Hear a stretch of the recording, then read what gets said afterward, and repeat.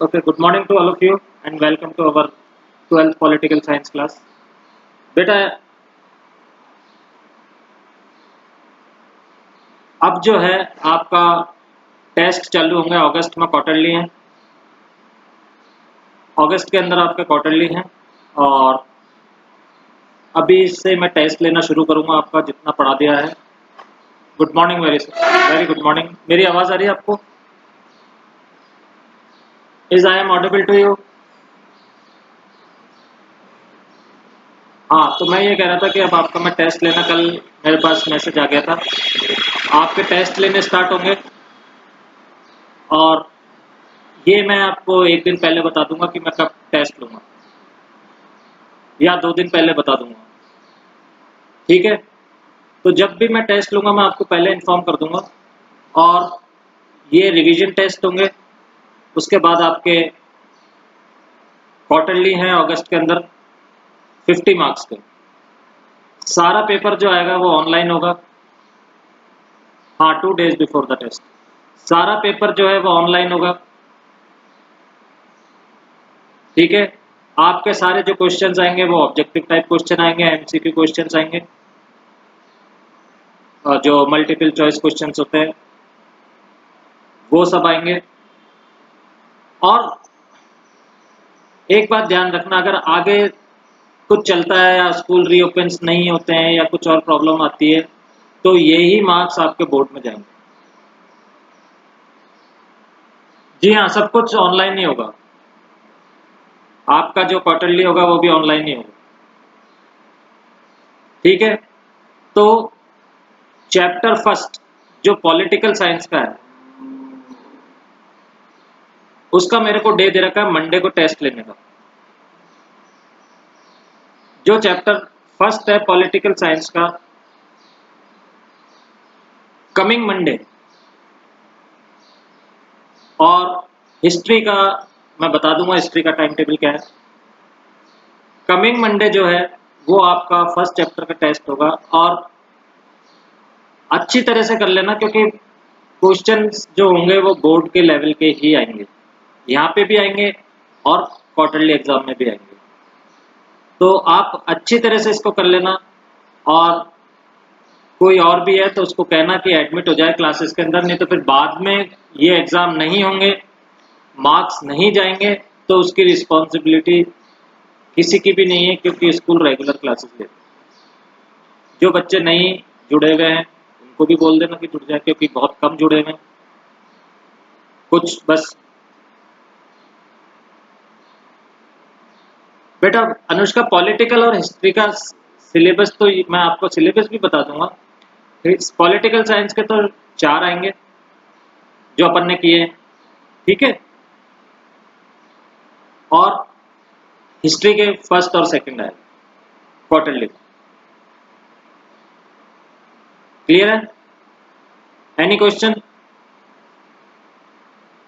First और second chapter history का आएगा क्वार्टरली में और 1 to 4 यानी कि थर्ड चैप्टर तो था ही नहीं, यूएस हेजेमनी कोर्स में ही नहीं, उसको हटा दें तो अपने 4 चैप्टर हो जाएंगे, कंप्लीट हो जाएंगे। तो 1 to 4 चैप्टर अपने पॉलिटिकल साइंस में। Clear?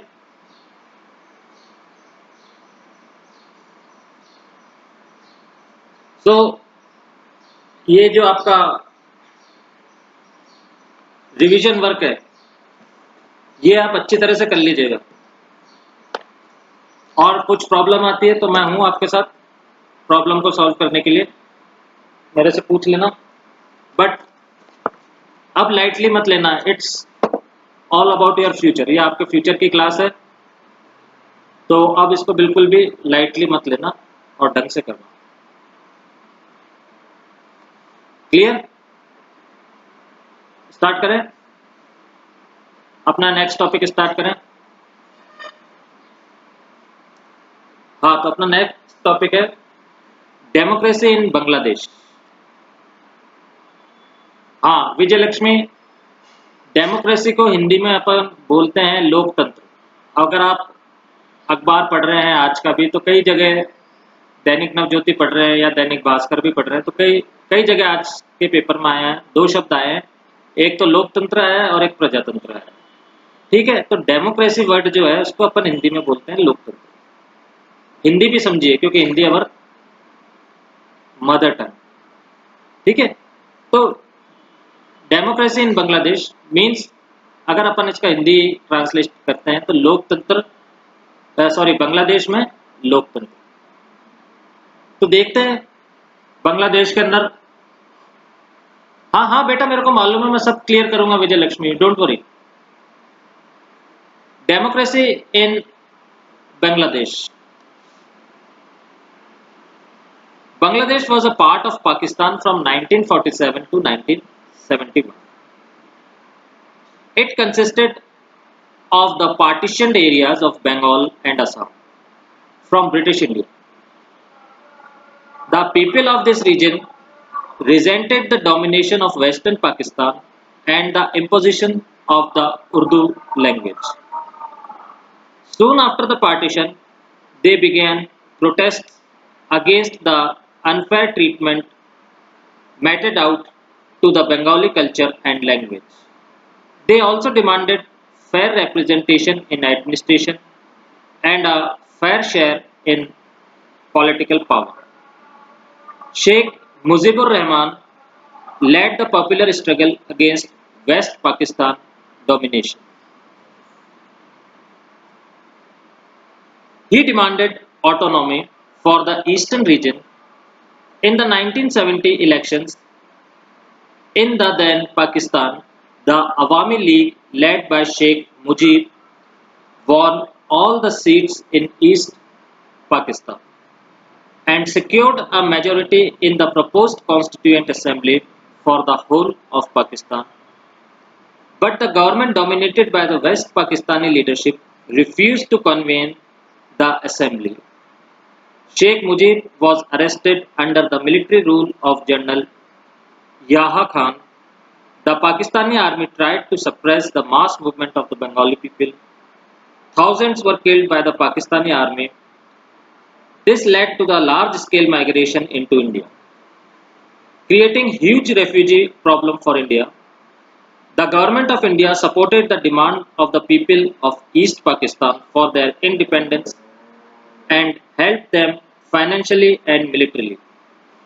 This resulted in a war between India and Pakistan in December 1971 that ended in the surrender of Pakistani forces in East Pakistan and the formation of Bangladesh as an independent country. तो democracy in Bangladesh, तो सबसे पहले अपन ये देखते हैं कि देखिए बांग्लादेश जब अपना इंडिया आज़ाद हुआ 1947 में, जब अपने को इंडिपेंडेंस मिली थी, आज़ाद हुए थे, तो पाकिस्तान का पार्टीशन हुआ। अब पाकिस्तान का जब पार्टीशन हुआ तो पाकिस्तान के साथ बांग्लादेश जो भी इंडिया में था उसका भी पार्टीशन हुआ। अब ये दोनों ही क्या थे, किस नाम से जाने जाते थे, वेस्ट पाकिस्तान और ईस्ट पाकिस्तान। यानी बांग्लादेश भी क्या था, पाकिस्तान का ही पार्ट था, बांग्लादेश भी पाकिस्तान का ही पार्ट था।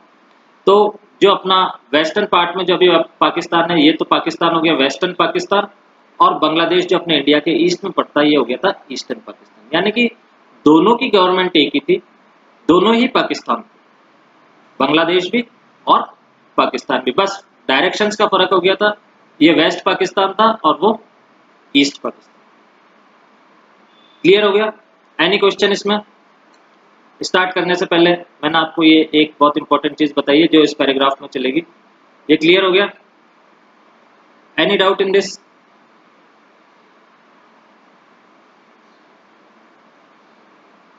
ठीक है, तो अब अपन देखते हैं, ये से पूरा पैराग्राफ अपन पढ़ते हैं। अब 1947 से 1971 तक बांग्लादेश पाकिस्तान का पार्ट था, जैसा मैंने अभी आपको बताया। मींस 1947 से 1971 तक बांग्लादेश किसका पार्ट था, पाकिस्तान का। जब ब्रिटिश रूल इंडिया में था उस समय बंगाल और असम का जो हिस्सा पार्टीशन हुआ था, जो विभाजित हिस्सा हुआ था असम का, और बंगाल का जो हिस्सा अलग हुआ था इंडिया से, वो क्या बन गया था, ईस्ट पाकिस्तान। यानी कि पहले वो अपने पहले इंडिया में ही आता था, कुछ पार्ट असम का गया, कुछ पार्ट बंगाल का गया, और वो देश क्या बन गया, पूर्वी पाकिस्तान यानी कि ईस्टर्न पाकिस्तान, जो कि अब बांग्लादेश का है। ठीक है, क्लियर हो गया इतना?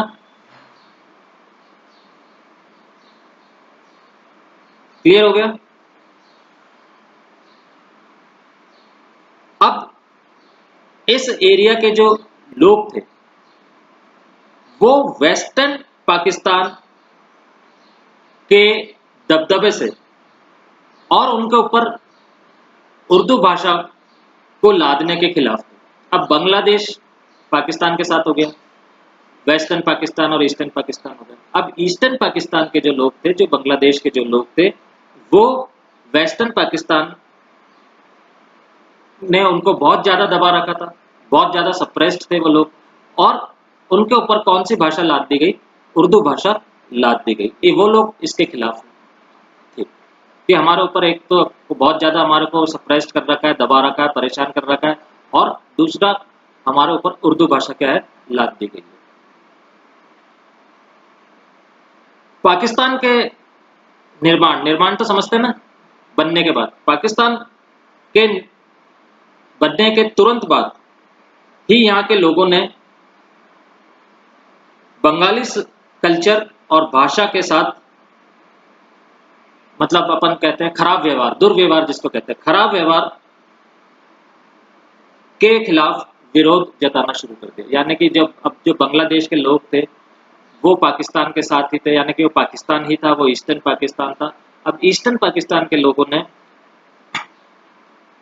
किसके खिलाफ और प्रदर्शन शुरू कर दिया, यानी कि जो उनकी बंगाली कल्चर जो है, वो लोग क्या थे, जो वेस्टर्न पाकिस्तान के लोग थे उसको खत्म करना चाहते थे, और जो उनकी बंगाली जो भाषा थी या जो भी उनकी भाषा है, लैंग्वेज है, उसके खिलाफ वो लोग क्या थे, बहुत ज्यादा दुर्व्यवहार कर रहे थे, या उस चीज को वो खराब कर रहे थे। समझ में आ गया इतना? क्लियर हो गया? इतना पार्ट क्लियर होगा? कोई क्वेश्चन करना है इसमें से किसी को? ठीक है। अब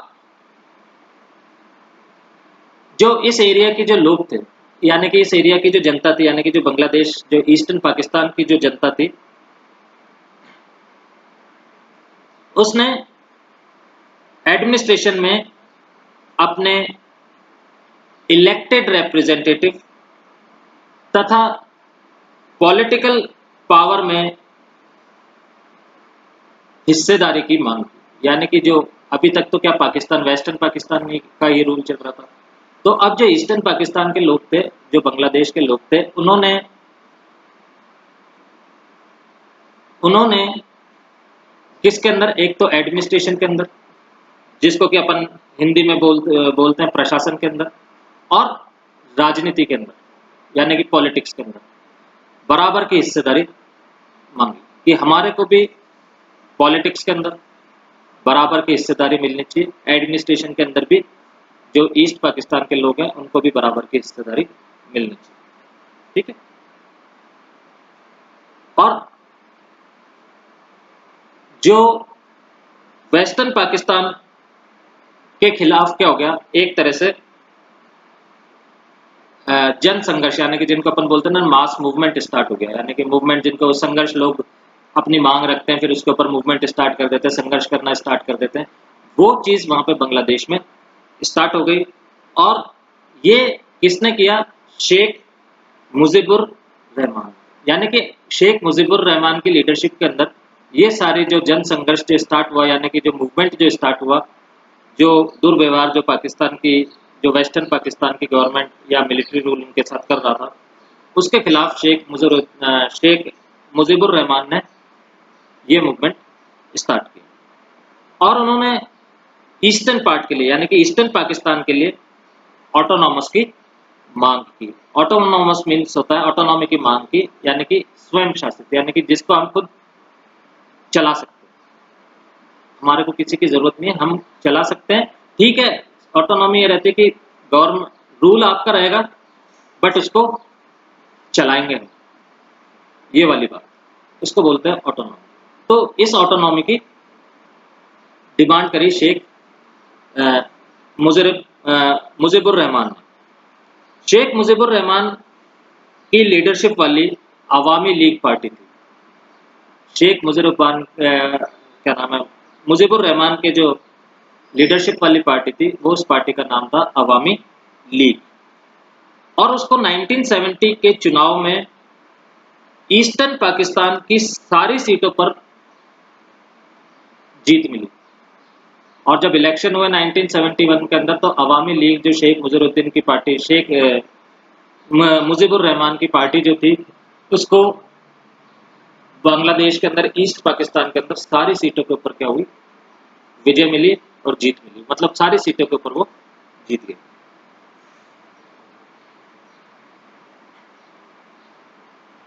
अब इसी से क्या हुआ, जो अवामी लीग जो पार्टी थी उसको क्या है, पूरे पाकिस्तान यानी कि वेस्ट पाकिस्तान और ईस्ट पाकिस्तान के लिए संविधान सभा में क्या हो गया, बहुमत हासिल हो गया। यानी कि कॉन्स्टिट्यूएंट असेंबली में बहुमत हासिल हो गया। कॉन्स्टिट्यूएंट असेंबली यानी कि जो जो असेंबली जो कॉन्स्टिट्यूएंट के अंदर जो फेरबदल करती है या नया कॉन्स्टिट्यूशन लिखना चाहती है, उस कॉन्स्टिट्यूशन असेंबली के अंदर इस अवामी लीग पार्टी को क्या हो गया, पूरा का पूरा बहुमत पूरे पाकिस्तान में, वेस्ट पाकिस्तान में भी और ईस्ट पाकिस्तान में भी इसको हासिल हो गया। यानी कि मीन्स अब जब भी कॉन्स्टिट्यूशन बनेगा तो क्या होगा कि ये पार्टी भी उसके अंदर, या इस पार्टी के जो जीते हुए कैंडिडेट्स हैं वो भी उस कॉन्स्टिट्यूएंट असेंबली के अंदर शामिल रहेंगे और वो भी इसको क्या करेंगे, फ्रेम करने में, कॉन्स्टिट्यूएंट को फ्रेम करने में पूरा दायित्व निभाएंगे। मीन्स अब खाली नहीं कि वेस्टर्न पाकिस्तान के लोग ही कॉन्स्टिट्यूशन बना लेंगे या कॉन्स्टिट्यूशन के अंदर अमेंडमेंट कर लेंगे। अब ये पार्टी के लोग भी, क्योंकि इसको पूरा बहुमत हासिल हो गया, सारी की सारी सीटें जीत गई है।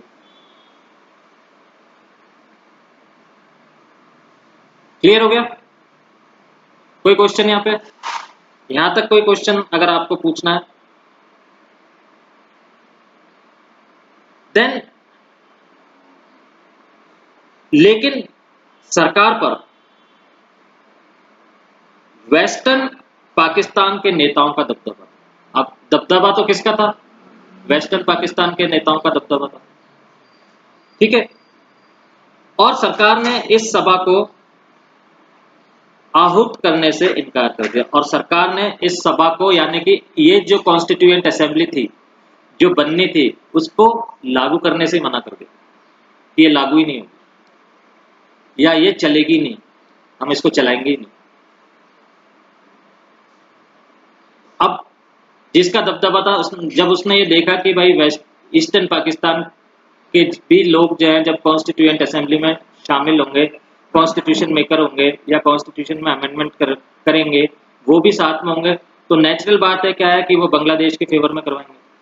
तो इस कारण से जब वेस्टर्न पाकिस्तान की सरकार का दबदबा था सब तरफ, तो उसने ये कॉन्स्टिट्यूएंट असेंबली को ही बंद कर दिया। बोले कि ये तो अभी चलेगी नहीं, इसकी अभी कोई जरूरत ही नहीं। इस तरह से उन्होंने उसको बंद कर दिया, यानी कि चालू करने से मना कर दिया। और शेख मुजीब को गिरफ्तार कर लिया गया और बांग्लादेश के अंदर शेख मुजीब को क्या कर लिया गया, गिरफ्तार कर लिया गया। जनरल याहा खान के सैनिक शासन में पाकिस्तानी सेना ने बंगाली जनता के आंदोलन को कुचलने की कोशिश की। यानी कि जनरल याहा खान का जो सैनिक नेतृत्व था, आर्मी लीडरशिप जो थी, उसके अंडर के अंदर जो बांग्लादेश की जनता जो मूवमेंट कर रही थी, जो संघर्ष कर रही थी, उसको कुचलने की पूरी कोशिश की। हजारों लोग पाकिस्तानी सेना के हाथों मारे गए और बांग्लादेश के अंदर हजारों लोग क्या है, इस संघर्ष में पाकिस्तानी सेना के हाथों मारे गए। इस वजह से ईस्टर्न पाकिस्तान से बड़ी संख्या में लोग भारत पलायन हो गए और इसलिए ईस्टर्न पाकिस्तान से बहुत सारे संख्या में लोग क्या है, भारत में आकर के भारत माइग्रेट हो गए। भारत के सामने इन शरणार्थियों को संभालने की समस्या आकर के खड़ी हुई। अब ये तो बहुत संख्या के अंदर भारत में आ गए, अब इंडियन गवर्नमेंट के सामने ये प्रॉब्लम आ गई कि इन शरणार्थियों को या इन रेफ्यूजीज को कैसे संभाला जाए।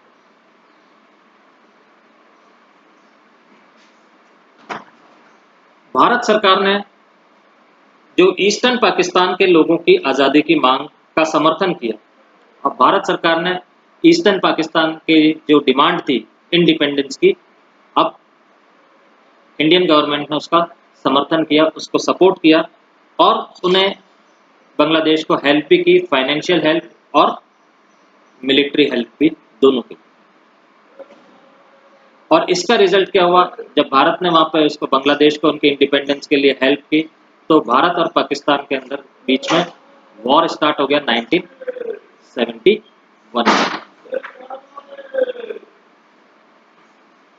और युद्ध की समाप्ति कब हुई, जब पाकिस्तानी सेना ने ईस्टर्न पाकिस्तान के अंदर अपने आप को सरेंडर कर दिया, अपने आप को आत्मसमर्पण कर दिया, सरेंडर कर दिया। और इसी के साथ जब पाकिस्तानी सेना ने जब अपना सरेंडर कर दिया ईस्ट पाकिस्तान के अंदर, इसी के साथ एक न्यू कंट्री की शुरुआत हुई, एक न्यू कंट्री का कंस्ट्रक्शन स्टार्ट हुआ और वो कंट्री का नाम था बांग्लादेश। कोई क्वेश्चन, कुछ पूछना है आपको इसमें? Any question you want to ask? Anyone? Anushka, Payal, clear? What about Mitali and other, Vitali, Vijay Lakshmi? Clear? Got it everyone?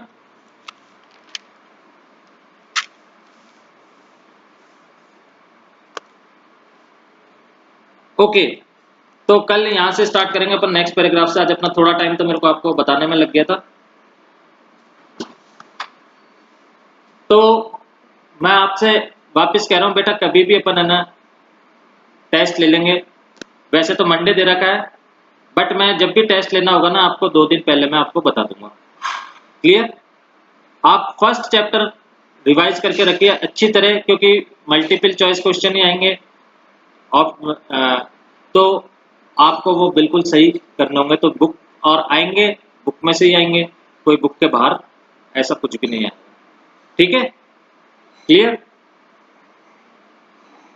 बेटा क्वार्टरली तो अगस्त में होंगे, उससे पहले रिवीजन टेस्ट लेने ना मेरे को, आपका रिवीजन टेस्ट भी तो लेना है, तभी तो आप आगे कर पाओगे, तभी तो आपको क्वेश्चन पता चलेंगे कि किस तरह के क्वेश्चन आएंगे। क्लियर? ओके देन अब अपन चलेंगे नेक्स्ट क्लास के